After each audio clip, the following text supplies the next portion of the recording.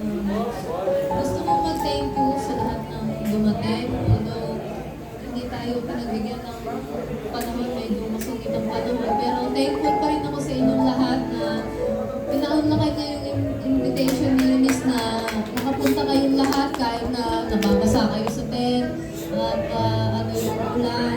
Thank you sa effort ninyong lahat. At hindi siya magiging successful kung hindi kayo dumating. Thank you.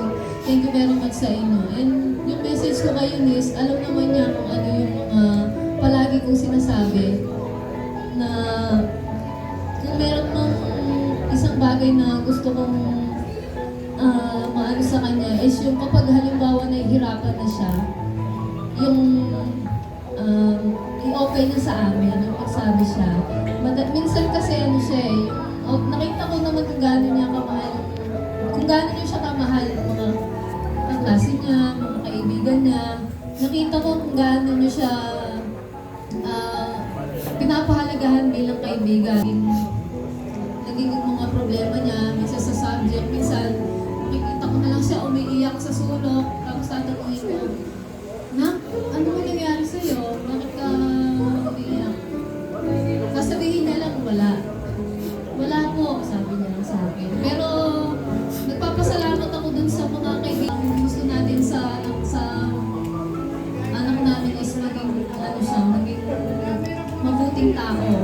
Pero napatunayan ko yun dahil sa inyong lahat na nagpunta dito ngayon na maganda yung naging pagpapalaki namin sa kanya. Dahil doon, masasabi ko na kahit na malayo yung daddy niya, na madalas kami lang magkasama, proud ako na kahit magkalayo kami ng daddy niya, napalaki namin siya ng maayos. Hindi lang naman siya, pati yung dalawang kapatid niya.